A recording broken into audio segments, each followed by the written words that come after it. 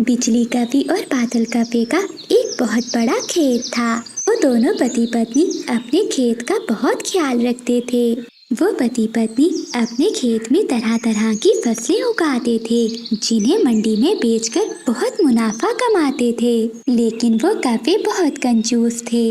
कोई भी पक्षी कवों के खेत से सब्जियां दाना लेने आता तो वो कवि उसे बहुत मारते थे। देखा बिजली, हमारा खेत कितना हरा भरा है। ये सब मेरी मेहनत का नतीजा है। हाँ हाँ बादल जी, तुम अकेले नहीं, मैं भी तुम्हारे साथ काम करवाती हूँ। हाँ, और किसी भी पक्षी को हम अपने खेत से दाना नहीं खाने देंगे। हम उन छोटे पक्षियों को मुफ्त में क्यों दाना दें? मानो बहन, तुम्हें पता है कि हमारे जंगल में जो कौवों का खेत है वो बहुत हरा भरा है और उनके खेत में तरह तरह की फसलें भी लगी हुई हैं। हाँ चीकू भैया, तुम ठीक कह रहे हो, लेकिन वो कौवे बहुत कंजूस हैं। वो कौवे तो अपने खेत से एक दाना भी नहीं खाने देते। चीकू भैया, अगर वो खेत मेरा होता तो मैं किसी पक्षी को भी मना न करती। परंतु चिड़िया बहन, वो कौवे तुम्हारी तरह तो नहीं है ना, वो तो बहुत कंजूस है। कुछ दिन ऐसे ही गुजर जाते हैं। जंगल में गर्मी बढ़ जाती है, जिस कारण जंगल में सूखे का मौसम आ गया था। अब तो जंगल में ना भोजन मिलता था और ना ही पानी। जंगल के अब सभी पक्षी भी बहुत परेशान हो गए थे, क्योंकि उन सब पक्षियों को भोजन ना मिलने के कारण दो दो दिन भूखा रहना पड़ता था। लेकिन उन कौवों के खेत को गर्मी के कारण जरा भी फर्क नहीं पड़ा था, बल्कि उन कौवों का खेत तो और भी हरा भरा हो गया था। बादल जी, जंगल में सूखा चल रहा है और जंगल के सभी पक्षी भूख के कारण मर रहे हैं। देखो ना, हमारा खेत तो एकदम हरा भरा है। हाँ बिजली, हम दोनों मिलकर अपने खेत की रक्षा जो करते हैं, कुछ भी हो जाए मैं अपने खेत का एक दाना भी उन पक्षियों को नहीं दूंगा, चाहे वो सभी पक्षी भूख से मर क्यों ना जाए। चिड़िया बहन, मैं 2 दिन से भूखा हूँ। मैंने 2 दिन से कुछ भी नहीं खाया। अगर आज भी मुझे कोई भोजन ना मिला तो मैं भूख के कारण मर जाऊंगा। अब तुम ही कुछ करो, मुझे बहुत भूख लग रही है। हाँ चिड़िया बहन, मैं भी बहुत भूखी हूँ। अब तुम ही कुछ कर सकती हो, हम सबको बहुत भूख लग रही है। कबूतर भैया और बुलबुल बहन, मैंने भी 2 दिन से कुछ नहीं खाया और ना ही पानी पिया है। मुझे भी बहुत भूख लग रही है, लेकिन अब मुझे कुछ करना ही होगा, वरना सभी पक्षी भूख के कारण मर जाएंगे। लेकिन चिड़िया बहन, अब तुम क्या करोगी? हमारे जंगल में ना भोजन है और ना पानी। बस अब तो हमारे जंगल में उन कौवों का हरा भरा खेत ही रह गया है। तुम्हें तो पता है कि वो कौवे अपने खेत का एक दाना भी हमें नहीं देंगे। हाँ चीकू भैया, मैं जाती हूँ कौवों के पास और बात करती हूँ। कोशिश करके देख लो मानो बहन, लेकिन मुझे नहीं लगता कि वो कौवे मानेंगे। फिर मानो चिड़िया उन कौवों के खेत में चली जाती है। अरे ओए छोटी चिड़िया, तू हमारे खेत में क्या करने आई है? अगर हमारे खेत से कुछ लेने आई हो तो अभी चली जाओ, क्योंकि हम तुम्हें कुछ भी नहीं देंगे। देखिए बिजली बहन, हमारे जंगल में इस समय बहुत मुश्किल वक्त चल रहा है। जंगल में हर तरफ सूखा ही सूखा है। हम सब पक्षी बहुत परेशान हो गए हैं। हम सब ने तो 2 दिन से कुछ भी नहीं खाया। अगर अब भी हमने कुछ न खाया तो हम सभी पक्षी मर जाएंगे।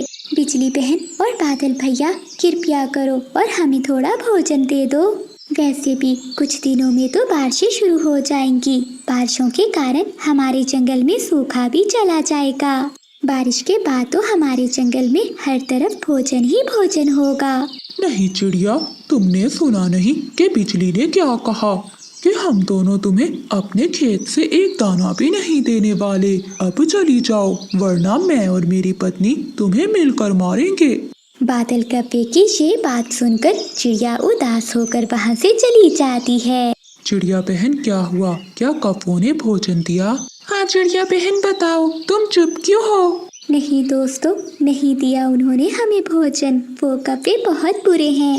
अब तो मुझे पूरा यकीन हो गया है कि वो कौवे कभी भी हमें भोजन नहीं देंगे। मुझे तो पहले ही पता था, वो कौवे बहुत दुष्ट है। दोस्तों, अब तो हमारे पास एक ही हल है कि हम सब ये जंगल छोड़कर अपने साथ वाले जंगल में चले जाएं, क्योंकि उस जंगल में अभी सूखे का मौसम नहीं आया है। अभी तो उस जंगल में हर तरफ भोजन ही भोजन होगा। हम सब पक्षी कुछ समय के लिए उस जंगल में चले जाते हैं। जब हमारे जंगल में सूखे का मौसम खत्म हो जाएगा तो हम सब पक्षी वापस लौट आएंगे। हाँ चिड़िया बहन, ये ठीक रहेगा। ऐसा कहते हुए वो सभी पक्षी दूसरे जंगल की ओर चले जाते हैं। वो सभी पक्षी एक बड़े पेड़ पर अपने घोंसले बनाकर रहने लगते हैं। उस जंगल में भोजन भी था और पानी भी था, इसलिए उन सभी पक्षियों को कोई भी चिंता नहीं थी। कुछ दिन बीत जाते हैं। दूसरी तरफ जंगल में काले काले बादल आ जाते हैं और तेज बारिश शुरू हो जाती है। वो कौवे तो बारिश को देखकर बहुत खुश हो रहे थे। उन्हें तो ऐसे लग रहा था कि इस बारिश के कारण उनकी फसलें और भी बढ़ जाएंगी। जंगल में बारिश रुकने का नाम नहीं ले रही थी। 2 दिन गुजर गए थे, लेकिन बारिश तो पहले से भी ज्यादा हो रही थी। जंगल में हर तरफ पानी ही पानी था और तो और उन कौवों का खेत भी पूरा पानी से भर गया था। वो कौवे अब बहुत परेशान हो गए थे, क्योंकि उस जंगल में तो हर तरफ पानी ही पानी था। बिजली, ये क्या हो गया? हमारे खेत में तो पानी भर गया है। अब तो हमारी सारी फसल खराब हो गई होगी। ये हमारे साथ क्या हो गया है? वो कौवे तो बहुत परेशान मानो चिड़िया अपनी बेटी मीना चिड़िया के साथ घने जंगल में जा रही थी कि तेज बारिश शुरू हो जाती है। मम्मा, बारिश तो बहुत तेज है, अब हम क्या करेंगे? मीना बेटी, यहाँ तो हमारा कोई भी जानने वाला नहीं है। अब तो किसी पेड़ के नीचे बैठकर ही बारिश रुकने का इंतजार करना होगा। वो दोनों माँ बेटी एक बड़े से पेड़ के नीचे बैठ जाती हैं। सुनहरी चील अपनी बड़ी बहन के पड़ोस में ही रहती थी। जैसे ही बारिश शुरू होती है तो वो अपनी बड़ी बहन के पास जाती है। बड़ी, चलो चलो जंगल में चलते हैं। ऐसे मौसम में कोई ना कोई पक्षी तो हमें मिल ही जाएगा।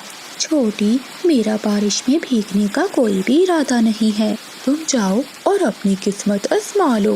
बड़ी, मैं तो जा रही हूँ जंगल। देखना, मैं अपने साथ कोई ना कोई शिकार तो जरूर लेकर आऊंगी।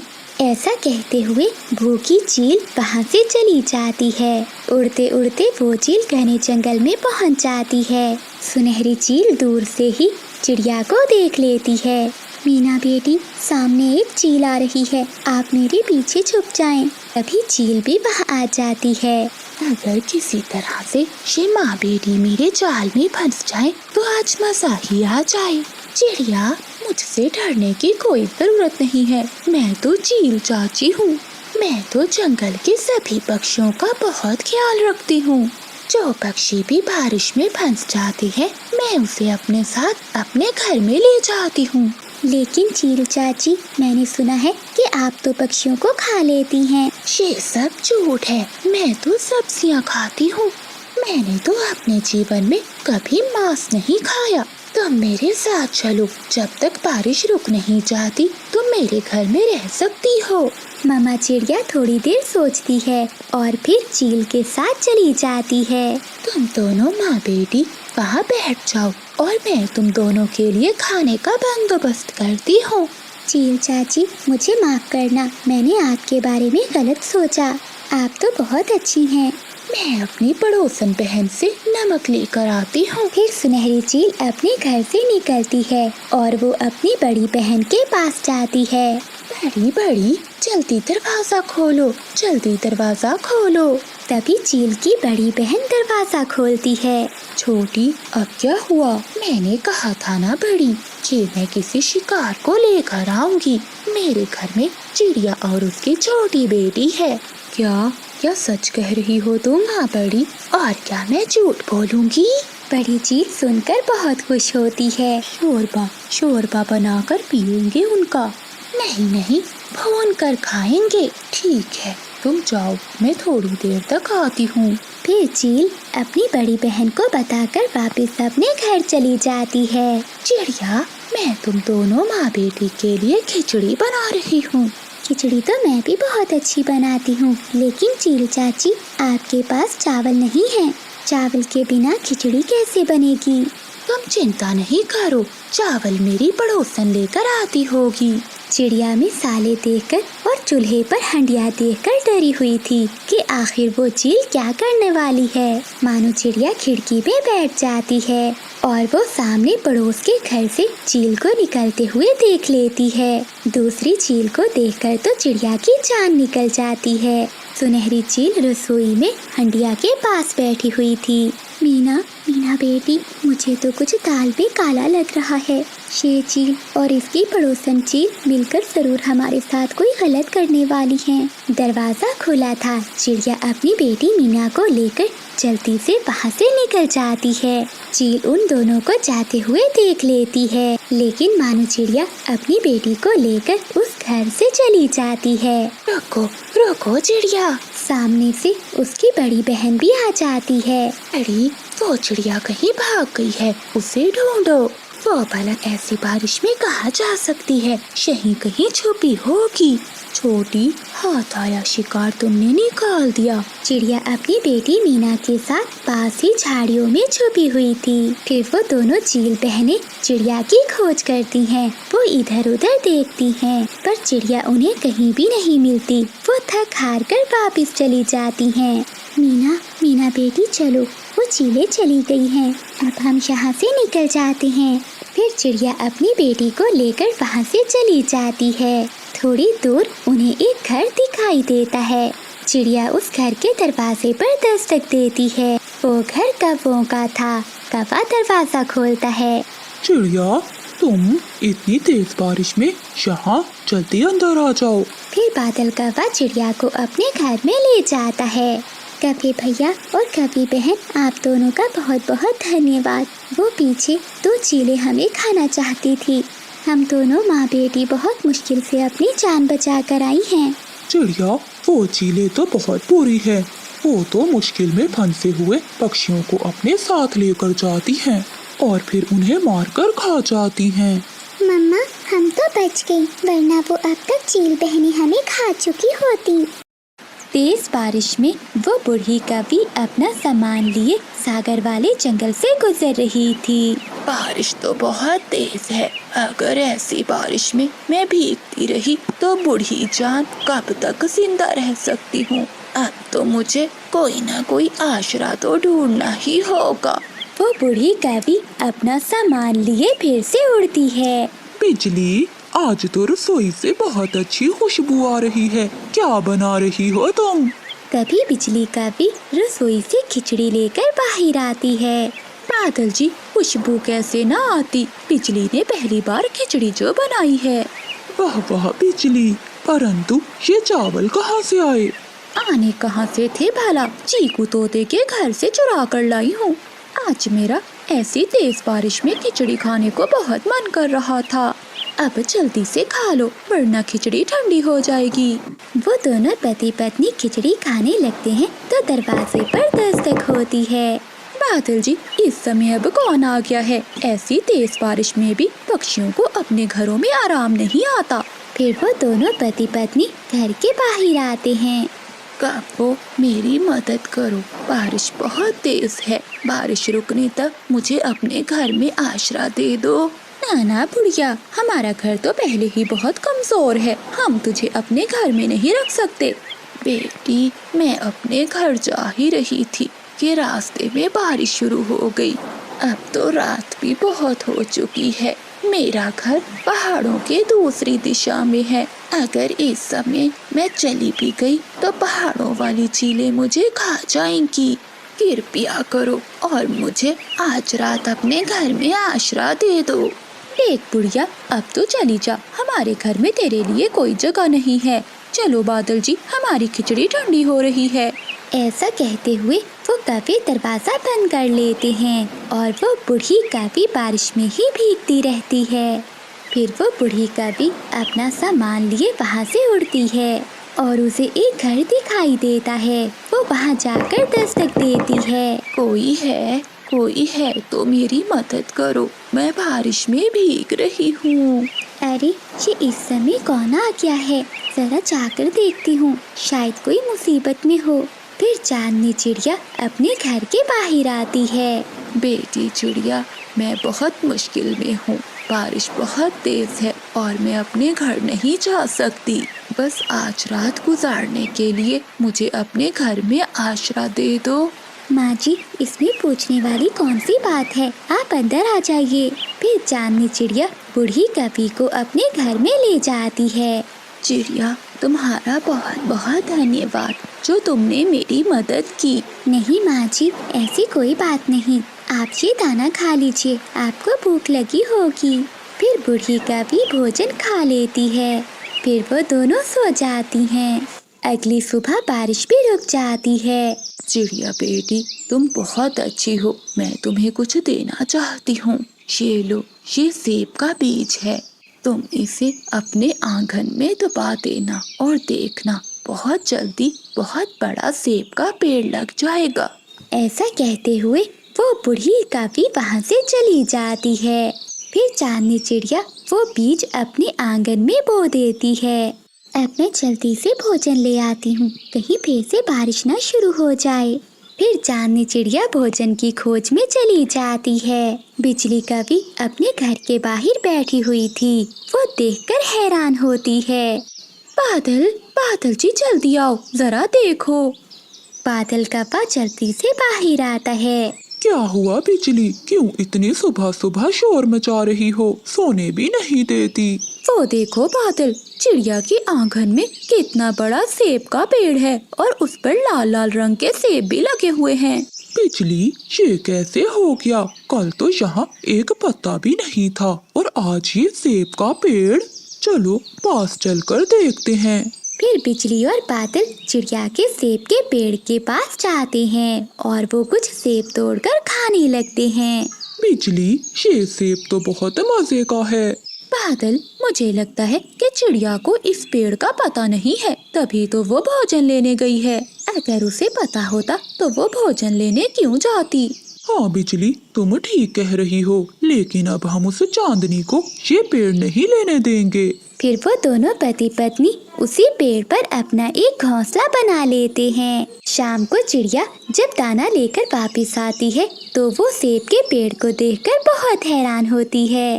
अरे, ये तो मैंने सुबह ही सेब का बीज लगाया था, इतनी जल्दी ये पेड़ भी उग गया। ये जरूर जादुई सेब का पेड़ होगा। चिड़िया पेड़ के नीचे बैठी हुई थी, तभी वो कव्वे भी वहाँ आ जाते हैं। अरे ओ छोटी चिड़िया, यहाँ क्या कर रही हो? चलो जाओ यहाँ से। क्या मतलब बिजली, ये पेड़ मेरा है और मैंने ही सुबह इसका बीज बोया था। चांदनी, इस पेड़ पर हमने अपना घोंसला बनाया है और आज से ये पेड़ हमारा है। चली जाओ यहाँ से, वरना मार मार कर पंख तोड़ दूंगा मैं तुम्हारे। चांदनी चिड़िया तो पहले ही बहुत भोली भाली थी। वो कौवों से डर जाती है और वहाँ से चली जाती है। ऐसे ही कुछ दिन बीत जाते हैं। एक दिन वो बूढ़ी कवि फिर से चिड़िया के पास आती है। माँ जी, आप तो वही है ना जो मुझे सेब का बीज देकर गई थी? हाँ बेटी, मैं वही कव्वी हूँ, लेकिन बेटी उस पेड़ पर तो कव्वे सो रहे हैं। बेटी, वो कोई साधारण बीज नहीं था, वो एक जादुई बीज था। फिर चांदनी चिड़िया सारी बात बूढ़ी कवि को बता देती है। बेटी, ये कव्वे बहुत चालाक हैं, इन्हें सबक सिखाना ही होगा।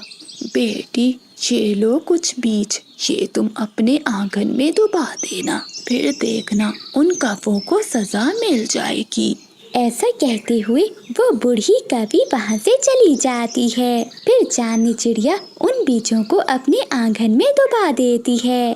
थोड़ी देर बाद वहाँ ढेर सारे फलों के पेड़ लग जाते हैं। चिड़िया ये देखकर बहुत खुश होती है, लेकिन बिजली और बादल तो जल रहे थे। बादल जी, ये क्या? चिड़िया के पास तो हर फल के पेड़ उग गए हैं और हमारे पास ये एक सेब का पेड़ ही है। बिजली, अब जंगल के सभी पक्षियों को पता चल गया है कि हमारे पास ये सेब का पेड़ ही है। बादल जी, अगर वो पेड़ हमारे नहीं हो सकते तो हम उन पेड़ों को काट देंगे। हाँ बिजली, ये ठीक है, रात होते ही हम ये पेड़ काट देंगे। ऐसे उस छोटी चिड़िया के पास एक भी पेड़ नहीं बचेगा। रात होते ही कुल्हाड़ी लेकर वो कव्वे चिड़िया के फलों के पेड़ों के पास आ जाते हैं। जैसे ही बादल कव्वा कुल्हाड़ी से पेड़ काटने लगता है तो वो पेड़ की कुछ शाखाएं कप्पों को मारने लगती हैं। अरे ये क्या, ये पेड़ तो हमें मार रहे हैं, छोड़ दो, हमें छोड़ दो। हाँ पेड़ जी, हमें छोड़ दो, हम यहाँ से दूर चले जाएंगे, छोड़ दो हमें। किसी तरह से अपनी जान बचाकर वो कप्पे वहाँ से भाग जाते हैं। बिजली, मेरी सहेली है ना नीली जी, उसके पति की मौत हो गई है और वो बेचारी बिल्कुल अकेली हो गई है। नीली जी ने अंडे भी दिए हुए हैं। अब वो हमारे जंगल में रहने के लिए आ रही है। जब मैं तुम्हारे लिए भोजन लेने जाऊंगा तो उसके लिए भी थोड़ा बहुत भोजन ले आया करूंगा, ताकि नीली जी अपने अंडों को अकेला छोड़कर ना जाए। क्यों बादल जी, ये नीली जी वही है ना जो तुम्हारे बचपन की दोस्त थी? सुन लो, तुम उसके लिए भोजन नहीं ढूंढोगे वरना अच्छा नहीं होगा। बिजली, तुम ही तो कहती थी कि मानो चिड़िया की तरह हमें भी दूसरे पक्षियों की मदद करनी चाहिए, और अब तुम खुद ही मना कर रही हो। तुम जो भी कहो, मैं तो नीली जी की जरूर मदद करूँगा। बादल कप्पे की बात सुनकर बिजली कप्पी बहुत डर जाती है कि कहीं उसका सपना सच ना हो जाए। जुगनू बेटा, कल ही मैंने सपने में देखा था कि उस नीली कप्पी ने तुम्हारे पिता से शादी कर ली है और आज ये नीली कप्पी हमारे जंगल में भी आ गई है। तुम घर पर ही बैठो जुगनू, मुझे तुम्हारे पापा पर नजर रखनी होगी। फिर बिजली कप्पी भी छुपके बादल कप्पे के पीछे चली जाती है। नीली जी, ये लो, मैं तुम्हारे लिए भोजन लाया हूँ। अब तो रोज मैं तुम्हारे लिए भोजन लाया करूँगा, तुम चिंता ना करना। बादल यार, तुम कब तक नीली कप्पी को भोजन लाकर देते रहोगे? मुझे तो लगता है अब नीली कप्पी को दूसरी शादी कर लेनी चाहिए। हाँ तोते यार, बात तो तुम्हारी ठीक है। नीली जी, तुम किसी कप्पे से शादी कर लो। हाँ बादल जी, मैं शादी तो कर लूँ, लेकिन इस जंगल में कोई भी मेहनती कौवा नहीं है जिससे मैं शादी करूँ। नीली जी, वैसे मैं बहुत मेहनती कौवा हूँ, मैं तुमसे शादी कर लेता अगर मेरी शादी उसे बिजली से ना हुई होती। बादल यार, इसमें कौन सी बड़ी बात है, शादी तो तुम अब भी कर सकते हो नीली कप्पी से। खिड़की में बैठी बिजली कप्पी उनकी बातें सुन रही थी। वो ये बातें सुनकर जल जाती है और वापस चली जाती है।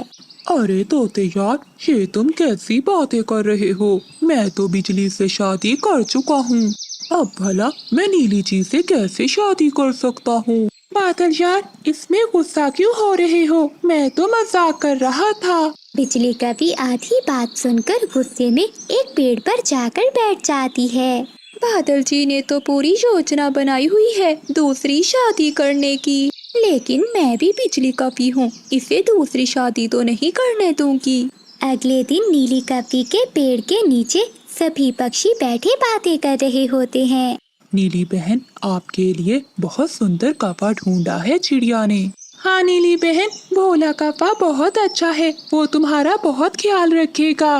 बिजली कप्पी वहीं एक पेड़ के पीछे बैठी उनकी बातें सुन रही थी। वो भोला कप्पा की जगह बादल कप्पा सुनती है। मेरा शक सही निकला, ये बादल कप्पा दूसरी शादी करने जा रहा है। अब मैं इन दोनों को नहीं छोड़ूंगी। मैं अभी अपने भाइयों के पास जाती हूँ और उन्हें सारी बात बताती हूँ।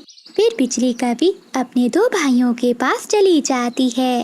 बड़े और छोटे भाई, मेरा पति दूसरी शादी करने जा रहा है और वो मुझे छोड़ देगा। मेरा और मेरे जुगनू का क्या होगा? बादल कप्पा नीली कप्पी से शादी करके मुझे अपने घोंसले से भी निकाल देगा। ये तुम क्या कह रही हो बहना? उसकी इतनी हिम्मत कि वो दूसरी शादी करे और मेरी बहन को घोंसले से निकाले? तुम चलो, हम तुम्हारे साथ चलते हैं। हम दोनों भाई मिलकर इस कप्पे को नहीं छोड़ेंगे। भैया, बस बादल को नहीं, उस नीली कप्पी को भी सबक सिखाना है, ताकि आइंदा वो कभी दूसरे कप्पे से शादी करने का ना सोचे। और फिर बिजली कप्पी अपने दोनों भाइयों को लेकर बादल कप्पे के पास जाती है। अरे ओए कप्पे, तुमने मेरी बहन को धोखा दिया है, हम तुम्हें नहीं छोड़ेंगे। ऐसा कहते हुए बिजली कप्पी के दोनों भाई कप्पे को पकड़कर पेड़ से बांध देते हैं। और फिर बिजली कप्पी का एक भाई नीली कप्पी के घोंसले से उसका अंडा उठा लेता है और वो दोनों अंडा लेकर वहाँ से चले जाते हैं। बिजली और उसका भाई बादल कप्पे के पास आते हैं। अरे ये तो नीली जी का अंडा है। बिजली, ये तुम्हारा भाई नीली जी के अंडे के साथ क्या कर रहा है? तुम्हारे भाइयों ने मुझे पेड़ से क्यों बांधा है? बादल जी, अब इतने मासूम ना बनो, मुझे सब पता चल गया है। तुम मुझे छोड़कर नीली कवि से दूसरी शादी करने वाले हो, लेकिन मैं भी बिजली हूँ, मेरे दोनों भाई अब तुम्हें नहीं छोड़ेंगे। तभी नीली कपी, मानो चिड़िया और तोता भी वहाँ आ जाते हैं। अरे बिजली बहन, ये तुम गलत समझ रही हो, ऐसा कुछ भी नहीं है। चुप कर जाओ छोटी चिड़िया, मुझे सब पता है, तुम भी बादल के साथ मिली हुई हो।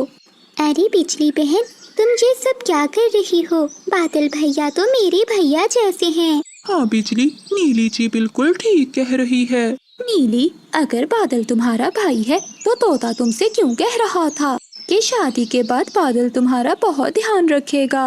अरे बिजली कपी, मैंने बादल कपे का नहीं बल्कि भोला कपे का कहा था।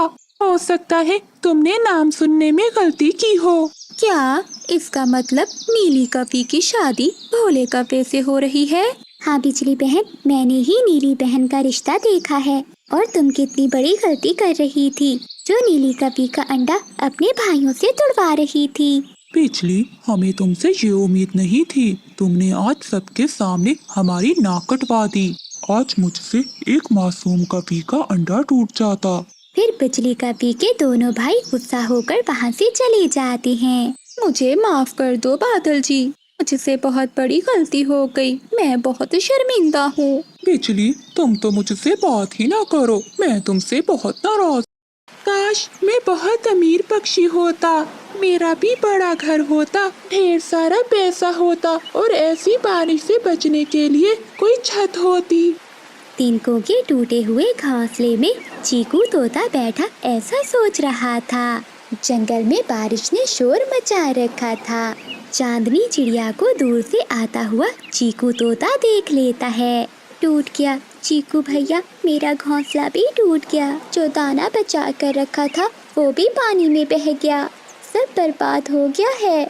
हाँ चांदनी बहन, मैं तो पहले से ही बहुत चिंतित हूँ क्योंकि कल से बारिशें हो रही हैं। आखिर ये हमारे तिनकों के घोंसले कब तक टिक सकते हैं? इन्हें तो टूटना ही है। चीकू भैया, मैंने सुना है कि बिजली और बादल दूसरे जंगल में किसी सुरक्षित जगह पर जा रहे हैं। चलो हम भी उन्हीं के साथ चले जाते हैं। चिड़िया, वो कौवे इतने अच्छे हैं तो नहीं, चलो जाकर देख लेते हैं। बादल, घोंसला उठाओ और मेरा मकई का भुट्टा ढूंढो। बिजली कौवी पेड़ की डाल पर बैठी हुई थी और बादल कौवा नीचे पानी में गिरे हुए घोंसले को इधर उधर करके गोरी कपी का एक मकई का भुट्टा ढूंढ रहा था। यहाँ कुछ नहीं है, मैंने सब देख लिया है। शायद वो भुट्टा पानी में बह गया होगा। खुद तो पेट भर कर खा लिया, अब मैं क्या भूखी रहूंगी? बिजली, हमें देर हो रही है, हमें रात होने से पहले पहले दूसरे जंगल में जाना होगा। तभी चांदनी चिड़िया और चीकू तोता भी वहाँ पहुँच जाते हैं। बिजली, बादल भैया कहाँ है? वो बैठा है नीचे, मेरा मकई का भुट्टा ढूंढ रहा है। तभी बादल कौवा भी वहाँ आ जाता है। कौवे भैया, मैंने सुना है कि आप दूसरे जंगल में किसी सुरक्षित जगह पर जा रहे हो। हाँ, मैं पिछले महीने गया था वहाँ एक गुफा है, हम वहीं जाकर बैठ जाते हैं, वहाँ हम बारिशों से बच जाएंगे। हाँ बादल भैया, अगर हम सब एक साथ होंगे तो एक दूसरे की मदद भी कर पाएंगे। बादल, अब जल्दी से चलो, मेरा तो शरीर कांप रहा है ठंड से। फिर कौवा आगे आगे उड़ता है और सभी पक्षी बादल कौवे के पीछे पीछे जाते हैं। वहाँ एक पहाड़ों के पास पुरानी गुफा थी। उस गुफा के दरवाजे पर ढेर सारा घास और बेलें उगी हुई थी। ये है वो पुरानी गुफा जिसकी मैंने पिछले दिनों खोज की थी। अंदर आ जाओ, अंदर से ये बिल्कुल साफ सुथरी है, हम सब यहाँ रह सकते हैं। बादल भैया, यहाँ तो हम बारिश से भी बच सकते हैं, अब हम जी सकेंगे। फिर वो सब उस पुरानी गुफा के अंदर चले जाते हैं। मोटी चोंच वाले, वहाँ बैठो चिड़िया के साथ, ये जगह मेरे बादल जी की है। कैसे मेरे करीब होकर बैठ रहा है, जैसे मेरा पुराना मित्र हो। चीकू भैया, आप मेरे पास आ जाएं। चांदनी और चीकू, ये खोज मेरे बादल जी ने की है। अगर तुम्हें यहाँ रहना है तो हमारे लिए दाना लाना होगा।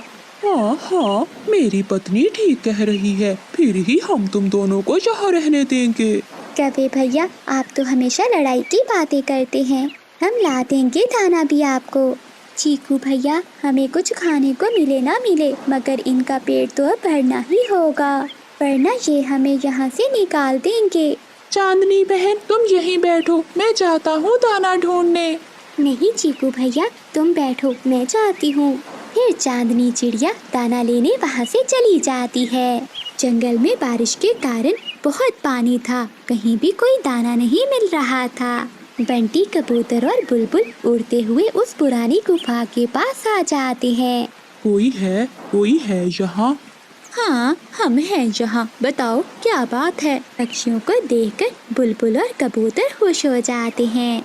मैं समझा कि यहाँ कोई भी नहीं होगा। ये तो बहुत अच्छा हुआ कि आप सब भी यही हो। हम दोनों भी रात गुजारने के लिए यहाँ आए हैं। ना, ये अब हमारा घर है और हम अपने घर में किसी को भी नहीं आने देंगे। बिजली, मैं तो तुम्हारी पुरानी दोस्त हूँ, क्या मुझे भी अंदर नहीं आने दोगी? गंदी मोटी बुलबुल, याद है तुम्हें वो दिन जब मैंने तुम्हारा दाना चुरा कर खाया था? तूने तो मार मार कर मेरी पूंछ तोड़ दी थी। कभी नहीं, हम तुम दोनों को यहाँ कभी भी नहीं आने देंगे।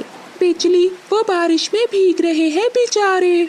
अगर वो भीग रहे हैं तो भीगे, अगर तुम्हें इतनी ही चिंता है तो तुम भी उसके साथ चले जाओ। तभी चांदनी चिड़िया भी थक हार कर वापिस आ जाती है। बिजली, माफ करना, मुझे तो पूरे जंगल में एक भी दाना नहीं मिला। मुझे तो पहले ही पता था, जो मिला होगा वो तुमने खा लिया होगा। बिजली, सच, मैं भी भूखी हूँ। मैं इतनी लालची नहीं हूँ कि मेरे दोस्त भूखे हों और मैं अपना पेट भर लूँ। चीकू तोता चांदनी चिड़िया को बताता है। चिड़िया, कबूतर और बुलबुल बाहर बैठे हैं। बिजली और बादल उन्हें अंदर नहीं आने दे रहे। कवि और कवि, वो दोनों रात बारिश में कैसे गुजारेंगे? आप उन्हें अंदर आने दें। मैं तो इन्हें अंदर नहीं आने दूंगी, मरते हैं तो मरें। ठीक है बिजली, अगर तुम उन दोनों को अंदर नहीं आने दोगी तो हम भी यहाँ नहीं रहेंगे। चलो चीकू, ऊपर वाला हमें भी कोई सुरक्षित जगह दे ही देगा। फिर चांदनी चिड़िया चीकू तोते को लेकर वहाँ से बाहर चली जाती है। फिर चिड़िया, बुलबुल, कबूतर और तोता वो सब मिलकर वहाँ से चले जाते हैं। ये चिड़िया तो सच में यहाँ से चली गई। ये चिड़िया अपने दोस्तों के लिए कुछ भी कर सकती है। क्या था अगर तुम कबूतर और बुलबुल को एक रात यहाँ रहने देती? बादल जी, मैं भूख से मर जाऊंगी। तुम्हें तो पता है कि भूखे पेट मुझे बहुत गुस्सा आता है। पहाड़ों के उस पार नदी के पास चिड़िया को कुछ दिखाई देता है। दोस्तों, वहाँ कुछ है, चलो हमें जाकर देखना होगा। फिर वो सब दोस्त वहाँ जाते हैं। चांदनी, ये तो कोई बड़ी चीज है, उस गुफा से भी बहुत बड़ी। वो एक बड़ी पुरानी बस थी। दोस्तों, अंदर चलकर देखते हैं। फिर वो सब पक्षी उस पुरानी बस में जाते हैं। दोस्तों, ऊपर वाले ने हमारी सुन ली। यहाँ तो छत भी है और खाने के लिए इंसानों का भोजन भी है। वो सब बहुत खुश होते हैं, उन्हें छत मिल गई थी। अब वो बारिश के पानी से सुरक्षित थे। बादल, वो देखो सांप, गुफा में बहुत बड़ा सांप है। भागो बिजली, इससे पहले कि वो सांप हमें खा जाए। बिजली कवि और बादल कौवा वहाँ से भागते हैं और वो उड़ते उड़ते उस पुरानी बस के पास पहुँच जाते हैं। वो खिड़की से अंदर पक्षियों को देखते हैं। चांदनी, तुम यहाँ हो और मेरा दिल नहीं लग रहा था अकेले। बिजली, अब हम सुरक्षित हैं, तुम्हारी उस गुफा से भी ज्यादा। देखो देखो, हमारे पास तो इंसानों की खाने वाली चीजें भी हैं। मेरे सुंदर भाई चीकू, क्या अब अपनी बहन को बारिश में भीगने दोगे? मुझे भी बहुत भूख लगी हुई है। फिर बिजली और बादल भी उस पुरानी बस के अंदर आ जाते हैं और बारिशों के दिन सभी पक्षी सुरक्षित गुजार लेते हैं। मानो बहन, लगता है आज भूखे ही सोना पड़ेगा। दोपहर हो गई लेकिन अभी तक हमें एक भी दाना नहीं मिला। मेरा तो भूख से बुरा हाल है। बिजली बहन, आप चिंतित न हो, हमें जरूर कुछ न कुछ खाने को मिल जाएगा। वो दोनों बैठी ऐसी बातें कर ही रही थी कि वहाँ एक पक्षी आ जाता है। चिड़िया और कॉपी कहाँ से आए हो? पक्षी भैया, हम पहाड़ों वाले जंगल से आए हैं। हम दोनों भोजन की खोज में निकली थी। उड़ते उड़ते यहाँ तक पहुँच गयी। अरे पक्षी भैया, क्या तुम बता सकते हो कि हमें भोजन कहाँ से मिलेगा? हाँ, यहाँ से थोड़ा आगे एक पौधा है, उस पर 2 फल लगे हुए हैं। वो लाल रंग के हैं। मुझे तो दाना मिल गया था, इसलिए मैंने नहीं खाए वो। अगर तुम दोनों चाहो तो वो फल जाकर ले सकती हो। हाँ हाँ, कहाँ है वो फल? वो सामने बड़े पेड़ के पीछे। फिर मानो चिड़िया और बिजली का भी उस लाल फल को खाने के लिए चली जाती है और वो देखती है कि वहाँ सच में एक पौधा है जिस पर लाल लाल रंग के 2 फल लगे हुए हैं। बिजली बहन, ये तो बहुत सुंदर हैं और देखो कितने लाल लाल हैं। लेकिन मानो, मैंने तो पहले कभी नहीं खाए ऐसे फल। कहीं ऐसा ना हो कि इन्हें खाकर हम मर जाएं। वो दोनों आपस में ऐसे बातें कर रही थी कि उन 2 फलों में से एक फल बोलने लगता है। चिड़िया और कॉपी, क्या तुम मुझे नहीं जानते? मुझे तो सभी जानते हैं। मैं एक टमाटर हूँ और सब मुझे बहुत शौक से खाते हैं। इंसान तो मुझे बहुत ज्यादा पसंद करते हैं। आप भी मुझे खा सकते हो। टमाटर भैया, हम पहाड़ों वाले जंगल से आए हैं। वहाँ तो कोई भी फल आप जैसा नहीं देखा। पहली बार देखा है ना आपको, इसलिए पहचान नहीं पाए। चिड़िया और कॉपी, क्या तुम्हारे जंगल में भोजन नहीं है? टमाटर भैया, पहले तो बहुत भोजन था, लेकिन अब भोजन की खोज में दूर दूर तक जाना पड़ता है। तो फिर तुम दोनों ऐसा करो, एक मैं और मेरा भाई, हम दोनों पके हुए हैं। आप दोनों ऐसा करें कि मुझे खा ले और मेरे भाई टमाटर को अपने साथ ले जाएं और इसे अपने घर के पास जमीन में बो दें और फिर वहाँ हमारा पौधा भी उगाएगा। ऐसे तुम दोनों को भोजन की चिंता नहीं रहेगी। टमाटर भैया, तुम कितने अच्छे हो। मुझे तो अभी तक विश्वास नहीं हो रहा। मुझे बहुत खुशी होती है जब मुझे कोई खाता है, लेकिन तुम दोनों मेरी एक बात याद रखना, हमें तभी खाना जब हम पूरी तरह लाल हो जाएं। जब हम हरे रंग के होते हैं तो इतने स्वादिष्ट नहीं होते। फिर बिजली का भी और मानो चिड़िया ऐसा ही करती हैं। वो एक टमाटर को खा लेती हैं और दूसरा टमाटर लेकर अपने जंगल वापस चली जाती हैं। बिजली बहन, अब हम ऐसा करते हैं कि इस टमाटर को बो देते हैं और फिर रोज इसे पानी दिया करेंगे। जब ये पौधा बड़ा हो जाएगा तो हम इसकी रक्षा भी करेंगे। चिड़िया बहन, मुझे बहुत स्वादिष्ट लगा है ये फल।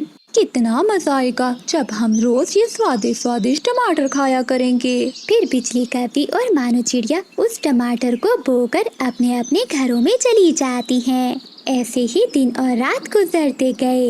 एक दिन मानो चिड़िया और बिजली का भी देखकर बहुत खुश होती हैं कि टमाटर का छोटा सा पौधा जमीन से निकल आया है। चिड़िया, देखना, अब चलते ही इस पर लाल लाल टमाटर लगेंगे और हम मजे करेंगे। लेकिन हाँ चिड़िया, एक बात है, हम इन्हें अकेले ही खाएंगे, किसी दूसरे पक्षी को नहीं देंगे। बिजली बहन, ऐसा नहीं सोचते। हमें हमेशा अपने से पहले दूसरों की चिंता करनी चाहिए। ऐसे ही मन को शांति मिलती है। ऐसे वो दोनों वहाँ से चली जाती हैं। एक दिन चिड़िया पेड़ पर बैठी हुई थी कि वहाँ कबूतर आता है। चिड़िया बहन, क्या हो रहा है? कुछ नहीं कबूतर भैया, मैं अपने टमाटर के पौधे को पानी देकर आ रही हूँ। टमाटर का पौधा वो कहाँ है? कबूतर भैया, मैंने और बिजली ने मिलकर एक टमाटर जमीन में बोया था। अब उसका पौधा भी उगाया है और उस पर 2 फूल भी लग गए हैं। बस अब मुझे इंतजार है कि वो जल्दी से टमाटर लाल हो जाएं। फिर मैं और बिजली का भी मिलकर खाएंगे। चिड़िया बहन, तुमने फिर उस बिजली पर विश्वास कर लिया। तुम देखना, जब टमाटर